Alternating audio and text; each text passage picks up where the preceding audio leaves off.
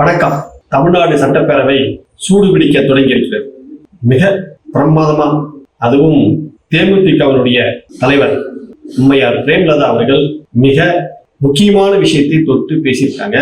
அதுவும் நமது முதலமைச்சர் ஜோசப் விஜயனுடைய ஜோஷியர், ஆஸ்தான ஜோஷியர் அவரை அரசு பதவியில் அமர்த்தியதற்கு யாருமே எதிர்பார்க்காத, அதாவது பிரேமலதா மேடம் இப்படி பேசுவாங்க அப்படின்னு சொல்லிட்டு ஜோசப் விஜய் கூட எதிர்பார்த்திருக்க வாய்ப்பு இல்லை. அவங்க மிக முக்கியமான ஒரு கேள்வியை சட்டமன்றத்தில் கேட்டிருக்காங்க, அதை பதிவு பண்ணியிருக்காங்க. உங்களுக்கு ஒரு ஜோதிடர் வேண்டும் என்றால், உங்களுக்கு ஒரு ஆஸ்தான குரு வேண்டும் என்றால், அதை நீங்கள் உங்கள் பர்சனலாக நீங்க பயன்படுத்திக் கொள்ளுங்கள்.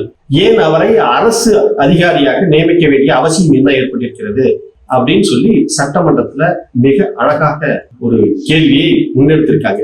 இன்றைக்கு அவருடைய ராஜகுருவாக இருப்பவரை மிஸ்டர் ரத்தன் பண்டிட் என்பவரை அரசியல் சிறப்பு அதிகாரியாக அரசு வேலையில் அமர்த்தியதை ஒட்டுமொத்த தமிழக மக்கள் சார்பாக வன்மையாக இந்த வரலாற்று சிறப்பு மிக்க அவையில் நான் அதை குறிப்பிட கடமைப்பட்டிருக்கிறேன். அப்படி உங்களுக்கு ராஜகுருவா இருந்தா உங்க பர்சனலா அவரை வச்சுக்கணும். பட் அவரை அரசு உயர் பதவியில கொண்டு வந்து இளைஞர்களை நம்பி மக்கள் வாக்களிச்சிருக்காங்க. இந்த இளைஞர்களுக்கு நீங்கள் என்ன உதாரணத்தை சொல்கிறீர்கள், என்ன வரலாற்றை நீங்கள் சொல்ல விரும்புகிறீர்கள், வருங்கால இளைஞர்களுக்கும் எதிர்காலத்திற்கும் இதன் மூலம் என்ன மெசேஜ் நீங்க சொல்றீங்க அப்படிங்கறத நிச்சயம் தெளிவுபடுத்தணும். அதாவது சமூக வலைதளத்துல நம்மளை போன்ற ஆட்கள் எல்லோருமே அது தவறு அப்படின்னு சொல்லிட்டு விமர்சிச்சிருக்கிறோம். ஆனா சட்டமன்றத்துல அம்மையார் பிரேமலதா அவர்கள் அந்த ஆற்றிய உரை என்பது எல்லோராலும் பாராட்டக்கூடியதாக இருக்கிறது. அதை உண்மையிலே நம்ம வரவேற்கிறோம். ஏன்னா ஜோசப் விஜயனுடைய வளர்ச்சிக்கு கேப்டன் விஜயகாந்தினுடைய ஒரு முன்னெடுப்பும் ஒரு முக்கிய காரணம் அப்படின்லாம் சொல்லலாம். ஏன்னா விஜயனுடைய படம் பொதுவா ஆரம்ப காலகட்டத்துல அதிகமா போகல. அந்த காலகட்டத்துல நடிகர் விஜயகாந்தை முன்வைத்து எடுக்கப்பட்ட படம் செந்தூர் பாண்டியன். அந்த படத்துல விஜயகாந்தனுடைய தம்பியா நடிச்ச பின்னாடி அதுக்கு அடுத்து வரக்கூடிய விஜய் நடிச்ச படங்கள் அத்தனையுமே நல்ல படங்களாக மாறியது. அதாவது விஜயனுடைய வளர்ச்சிக்கு கேப்டன் விஜயகாந்தனுடைய ஒரு பங்களிப்பும் இருக்கிறது என்பதை நாம் இங்க குறிப்பிட்டு சொல்ல வேண்டும். அதனால அவங்க அப்படி பேசுவாங்க அப்படின்றத நாம யாரும் எதிர்பார்த்திருக்க முடியாது. உண்மையிலே அது வரவேற்கத்தக்கது. அதற்கு அடுத்தது சட்டமன்றத்தில் நடந்த நிகழ்வு அப்படின்றது எதிர்கட்சி தலைவர் உதயநிதி ஸ்டாலின் அவர்களுடைய ஸ்பீச் ஃபேண்டாஸ்டிக். என்ன கடுமையா அழகா நல்லா விமர்சனம் பண்ணியிருக்காங்க. அதாவது தூய சக்தி அப்படின்னு சொல்லிட்டு வந்த நீங்க உங்க வீட்டுக்கு கார்ல முகத்தை மூடிக்கொண்டு வந்த ஒரு நபரை நீங்கள் எப்படி அதை அனுமதித்தீங்க? அதற்கு அடுத்தது அந்த நபரை அமமுகனுடைய உறுப்பினர், சட்டமன்ற உறுப்பினர் காமராஜர் குறித்து உதயநிதி ஸ்டாலின் அவர்கள் மிக அழகாக பேசியிருக்கிறார். அதுவும் அவர் பேசவில்லை, டிடிவி தினகரனுடைய அந்த அறிக்கையை அப்படியே வாசித்து மிக பிரமாதமாக அந்த உரையை நிகழ்த்தியிருக்கிறார். அதற்கு அடுத்தது மிக முக்கியமான அதிமுகவில் இருந்து உடைத்து 25 உறுப்பினர்களை தாவேகாவிற்கு வாக்களிக்க வைத்த அந்த சம்பவத்தையும் குறிப்பிட்டு இது புஷ்பா பட பாணியில இருக்கிறது அப்படின்னு சொல்லி கடுமையா விமர்சனம் செய்திருக்கிறார். விஜய் அவர்கள் நிறைய விமர்சனத்தை எதிர்கொள்ள வேண்டிய சூழல் அவருக்கு காத்திருக்கிறது அப்படின்றத பார்க்கணும். இன்னும் போக போக இப்பவே விஜயனுடைய செயல்பாடுகள், விஜய் அரசாங்கத்தின் மீது செயல்பாடுகள் மிகப்பெரிய விமர்சனத்துக்கு உள்ளாகி வருகிறது. சமூக வலைதளங்கள்ல அவர் மட்டுமே பயன்படுத்தி வந்த சமூக வலைதளம், அவருடைய ஆட்கள் மட்டுமே எல்லோரையும் திட்டிட்டு வந்த சமூக வலைதளம், இன்னைக்கு சமூக வலைதளமே இன்னைக்கு என்ன ஆயிடுச்சு அப்படின்னு சொல்லி கேட்டீங்கன்னா விஜய்க்கு எதிராக திரும்பக்கூடிய அந்த சூழல் உருவாக்கி கொண்டிருக்கிறது அப்படின்றத நாம இதுல பதிவு பண்றோம். இரண்டாவது, இப்ப முக்கியமானது இங்க தாவேகாவுடைய தலைவர் விஜய் அப்படின்றது தன்னுடைய கொள்கை தலைவர் அப்படின்னு சொல்லக்கூடிய நபர் தந்தை பெரியார். தந்தை பெரியாரை கையில் எடுத்துக்கிட்டு, டாக்டர் அம்பேத்கரை கையில் எடுத்துக்கிட்டு அவர் செய்யக்கூடிய அரசியல் என்பது சகிக்க முடியும். அவர் எல்லாம் பாராட்டுறாங்க. பதவி பிரமாணம் எடுத்த உடனே ஐயா வீரமணியை போய் சந்தித்தது பாராட்டக்கூடியது, பெரியார் நினைவிடத்திற்கு போய் நின்றது பாராட்டக்கூடியது. ரைட்டு, நீங்க பதவி பிரமாணம் எடுத்த போது ஆண்டவன் மீது ஆணையாக அப்படின்னு சொல்லி உறுதிமொழி ஏற்கிறீங்க. இப்ப ஆண்டவன் மீது ஆணை அப்படின்னு சொல்லிட்டு அந்த உறுதிமொழியை ஏற்றுக்கொண்டவர் பெரியாருடைய நினைவிடத்திற்கு எதுக்காக போகணும்? உங்களுக்கும் பெரியாருக்கும் என்ன தொடர்பு உண்டு? அதை சொல்லுங்க. இது எல்லாமே நாடகம், சினிமா பாணி அப்படின்றது தான் இதுல வந்து தெரியுத ஒழிய இதுல எதுவுமே கொள்கை உறுதியோ அல்லது நிலைப்பாடோ ஒண்ணுமே இருக்கிற மாதிரி எதுவுமே தெரியல. அதாவது கருவாட்டு சாம்பார்னு சொல்லுவாரு மணியரசன். இப்ப சமீபத்துல கூட ஒரு வீடியோ ஒண்ணு வெளியில வந்தது, மிக ஃபேமஸாக அந்த வீடியோ போச்சு. அதாவது சக்கரை பொங்கலும் ரசமும் ஊத்தி சாப்பிட்டு பார்த்திருக்கியா, அவ்வளவு பிரமாதமா இருக்கும் அப்படின்னு சொல்லிட்டு ஒரு பட்டிமன்ற பேச்சாளர் மிக அழகாக பேசியிருப்பார். அது பெரிய அளவுல போச்சு. அதாவது நீங்க கருவாட்டு சாம்பாராகவும் சக்கரை பொங்கல்ல ரசம் ஊத்தி சாப்பிடக்கூடியதாகவும் நீங்க மாறி வந்து கொண்டிருக்கிறீர்கள். ஆண்டவன் மீது ஆணையாக அப்படின்னு உறுதிமொழி ஏற்கிறீங்க. இது பகுத்தறிவு தேசம். மாநிலம் தந்தை பெரியாருடைய மண்ணு. நீங்க தந்தை பெரியாரை கொள்கை வழிகாட்டியே எடுத்துக்கொண்டவர் அப்படின் போது நீங்க அங்கேயே முரண்படுறீங்களா இல்லையா? பேரறிஞர் அண்ணா காலத்துல இருந்து 1967 இருந்து உளமாற அப்படின்னு தான் பதவி பிரமாணம் எடுப்பாங்க. மனசாட்சிப்படிதான் பதவி பிரமாணம் எடுப்பாங்க. ஆனா நீங்க செல்வி ஜெயலலிதா அவர்கள் பதவி பிரமாணம் எடுத்துக்கொண்ட கடவுள் மீது ஆணையாக, ஆண்டவன் மீது ஆணையாக அப்படின்றது வந்து நீங்க பதவி பிரமாணம் எடுத்துட்டு இருக்கீங்க. இப்ப நீங்க கொள்கை வழிகாட்டின்னு சொல்றதுல இந்த இடத்துல எவ்வளவு பெரிய முரண்பாடுகள் இருக்கு. இந்த உளமாற அப்படின்றதுக்கு ஒரு பெரிய வரலாறே உண்டு.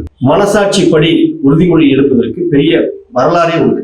1880 பிரிட்டிஷ் அரசாங்கத்துல சார்லஸ் பிராட்லா அப்படின்னு சொல்லக்கூடிய ஒரு உறுப்பினர் நாடாளுமன்றத்துக்கு தேர்ந்தெடுக்கப்பட்டார். அவர் நாடாளுமன்றத்துக்கு உள்ள போயிட்டு அப்போதெல்லாம் வந்து அங்க பழமைவாதிகள் அங்க கூடுதலாக உட்கார்ந்துருக்காங்க நாடாளுமன்றத்துல. இவர் மட்டுமே ஒரு பகுத்தறிவாதி. இவர் போய் அங்க பதவி பிரமாணம் எடுக்கும் போது உளமாற அப்படின்னு சொல்லி பதவி பிரமாணம் எடுக்கிறார். அவரை அனுமதிக்க மறுக்கிறார்கள். மறுத்ததோடு மட்டுமல்ல, அவருடைய நாடாளுமன்ற உறுப்பினர் பதவியும் ரத்து செய்கிறார்கள். அவர் திரும்பவும் மக்கள் மத்தியில் போகிறார். வாக்கெடுப்பு நடக்கிறது. அங்கே வெற்றி பெறுகிறார். திரும்பவும் பதவி பிரமாணம் எடுக்க வருகிறார். அவரிடம் அரசாங்கம் அறிவுறுத்துகிறது, கடவுள் மீது ஆணையாக என்று சொல்லி உறுதிமொழி ஏற்க வேண்டும் என்று அவரை அறிவுறுத்துகிறார்கள். அப்போது சார்லஸ் பிராட்லா சொன்ன விஷயம் என்னன்னா, இல்லாத கடவுளை நான் ஏன் சாட்சிக்கு அழைக்க வேண்டும் அப்படின்னு சொல்லி அந்த நாடாளுமன்றத்தை அதிர வைத்தார். மீண்டும் அவரை வந்து பதவியிலிருந்து தூக்குறாங்க. நாடாளுமன்ற உறுப்பினர் இருந்து சஸ்பெண்ட் பண்றாங்க. சஸ்பெண்ட் பண்ணி தூக்குறாங்க. திரும்பவும் அங்க இடைத்தேர்தல் நடக்குது. திரும்பவும் மக்கள் அவருக்கு வாக்களிக்கிறாங்க. 1886 திரும்ப உள்ள வராரு. உள்ள வரும்போது எனக்கு வாக்களித்த மக்களின் உரிமையை நீங்கள் மறுக்கிறீர்கள் அப்படின்னு சொல்லி மிகப்பெரிய ஒரு உரையை நிகழ்த்துறார். அந்த உரைக்கு பின்னாடிதான் அவரை உளமாற, மனசாட்சிப்படி அப்படின்னு சொல்லி வாசகங்களை பயன்படுத்தி நீங்கள் பதவி பிரமாணம் எடுத்துக்கொள்ளலாம் அப்படின்னு சொல்லி அவருக்கு அறிவுறுத்துறாங்க. அப்போது அவரு சார்லஸ் பிராட்லா அப்படின்றவரு அப்போது பதவி பிரமாணம் எடுக்கும் போது உளமாற என்றும் மனசாட்சிப்படி என்றும் பதவி பிரமாணம் செய்து கொள்ளலாம் என்று அப்போது சட்டமே இயற்றப்படுகிறது. அதுதான் தமிழ்நாட்டுல தந்தை பெரியாரினுடைய மண்ணுல தந்தை பெரியாரின் தளபதியாக வந்த பேரறிஞர் அண்ணா அவர்கள் 1967 இந்த உளமாற அப்படின்ற ஒரு பெயர் சொல்லை இங்க பயன்படுத்துறார். அவர் பதவி பிரமாணம் எடுத்துக்கொள்ளும் போது என் மனசாட்சிப்படி உளமாற நான் உறுதியேற்கிறேன் அப்படின்னு சொல்லிட்டு பதவி பிரமாணம் எடுத்தார். அதுக்கு பின்னாடி வந்த திமுக அரசாங்கம் ஏன் எம்ஜிஆரே உளமாற என்ற வார்த்தையும் மனசாட்சி என்ற வார்த்தையும் பயன்படுத்தி இங்க பதவி பிரமாணம் எடுத்துக்கொண்டு வந்தார்கள். 1991 ஜெயலலிதா பதவி பிரமாணம் எடுக்கும் போதுதான் முதலாக கடவுள் மீது ஆணையாக உறுதிமொழி ஏற்கிறேன் அப்படின்னு சொன்னாங்க. அதுக்கு பின்னாடிதான் நமக்கு எல்லாமே தெரியும். அவங்க செஞ்ச தவறுக்கெல்லாம் கடவுள்கிட்ட போய் பரிகாரம் தேடிட்டாங்க, பூஜை செஞ்சாங்க, கோயில தெரிஞ்சாங்க அப்படின்றதுலாம் நமக்கு எல்லாமே தெரிஞ்சுதான். அதற்கு பின்பு வந்த 2021 சட்டமன்ற தேர்தலில் வெற்றி பெற்ற மு.க. ஸ்டாலின் அவர்கள் உளமாற அப்படின்ற வார்த்தையை பயன்படுத்தி திமுக பிரமுகர்கள் அத்தனை பேரும் பதவி பிரமாணம் எடுத்துக்கொண்டார். அதற்கு அடுத்தது இப்ப 2026 விஜய் அவர்கள் வெற்றி பெற்று வந்தபோது சி.எஸ். ஜோசப் விஜய் என்கின்ற நான் ஆண்டவன் மீது ஆணையாக என்று சொல்லி உறுதிமொழி ஏற்கிறார். இப்ப பெரியாருடைய மண் அப்படின்னு சொல்லிக்கிட்டு வந்த நீங்க ஒரு ராஜகுருவை ஜோதிடத்தை நம்புறீங்க, கடவுள் நம்பிக்கையோட இருக்கிறீங்க. இதையெல்லாம் அது உங்களுடைய பர்சனல். உங்களை யாரும் வந்து கடவுள் நம்ப வேண்டாம்னு யாருமே சொல்லல. நீங்க ஜோதிடத்தின் மீது நம்பிக்கை வைக்க வேண்டாம் என்று யாருமே சொல்லல. ஆனா அது அரசாங்கத்திற்குள்ள கொண்டு வந்து திணிப்பது எவ்வளவு பெரிய முரண்பாடானது, எவ்வளவு பெரிய தவறானது. பேரறிஞர் அண்ணா சொல்லுவார் என்ன, அதாவது ஒரு தவறு செய்தால் அதை கடவுள் முன் நின்று பரிகாரம் தேடிக்கொள்ள முடியும். தவறு செய்கின்றவர்கள் எல்லோரும் அப்படிதான் செய்கிறார்கள். ஆனால் மனசாட்சிப்படி ஒருவர் தவறு செய்ய மறுப்பார். ஐயோ அது தவறு, என் மனசாட்சி இடம் கொடுக்கல, எனக்கு அது உறுத்துது, என்னால் அது முடியாது அப்படின்னு சொல்லுவாங்க. அதுதான் அண்ணா சொன்னார். மனசாட்சிப்படி ஒருவன் உறுதிமொழி ஏற்பதற்கும் கடவுள் மீது ஆணையாக ஒருவர் உறுதிமொழி ஏற்பதற்கும் நிறைய வேறுபாடுகள் இருக்கிறது. கடவுள் மீது ஏற்றுட்டு உடனே போயிட்டாங்க. இப்ப நீங்க நம்ம எல்லோரையும் பாக்குறோம், அதுக்கு ஒரு பரிகாரம் தேடிக்குவாங்க. தவறு செஞ்சுட்டேன் அப்படின்னு சொன்னா சர்ச்சைக்கு போயிட்டு முட்டி போட்டு மன்னிப்பு கேட்கலாம், அல்லது கோயிலுக்கு போயிட்டு தேங்காய் கற்பூரம் ஏற்றி பூஜை செய்து பரிகாரம் தேடிக்கலாம். இப்படி நிறைய வழிமுறைகள் இங்க இருக்குது. அதனால தவறு செய்வதும் குறைவது இல்லை, பரிகாரம் தேடிக்கொள்பவர்களும் எண்ணிக்கை அதிகரித்துக் கொண்டே இருக்கிறது. ஆனால் மனசாட்சிப்படி வேலை செய்யக்கூடியவர்கள் அவர்கள் மனசாட்சிப்படி பயப்படுவார்கள். அவர்கள் உள் மனதை உறுத்தும். அதுதான் இங்க ஆன்மீகவாதிகளுக்கும் பகுத்தறிவாதிகளுக்கும் உள்ள வித்தியாசம். இன்னைக்கு தொடர்ந்து நீங்க செஞ்சு கொண்டிருக்கக்கூடிய ஒவ்வொரு வேலையும், சில வேலைகள் முன்னாள் தலைவர்களை நீங்க ஒரு நடிப்பு துறையிலிருந்து வந்தீங்க, உங்களுக்கு அரசியல் பாதையில புதுசு, அதனால நீங்க இங்க இருக்கக்கூடிய நாட்டில் இருக்கக்கூடிய எல்லா அரசியல் தலைவர்களையும் நீங்க போய் சந்தித்து ஒரு வாழ்த்து பெறுவது என்பது அது நல்ல ஆரோக்கியமான விஷயம். ஆனால் உங்கள் அரசாங்கத்தில் நீங்க இந்த நாட்டு மக்களுக்கு சேவை செய்ய வந்த ஒரு முதலமைச்சராக அரசு பதவியில் வந்திருக்கக்கூடிய நீங்கள் என்னவாக இருக்கிறீர்கள்? நீங்க இந்த தலைமுறைக்கு என்ன வழிகாட்ட போறீங்க? அதான் முக்கியமான விஷயம். உங்களை நம்பி 35% பேர் வாக்களித்திருக்கிறார்கள். அவர்களுக்கு நீங்க என்ன சொல்ல வரீங்க? உங்க கேரியர்ல நீங்க என்ன சொல்ல வரீங்க? சக்கரை பொங்கலும் ரசத்தையும் ஊத்தி சாப்பிடலாம் அப்படின்னு சொல்ல வரீங்களா? கருவாட்டு சாம்பார் சாப்பிடலாம் அப்படின்னு சொல்ல வரீங்களா?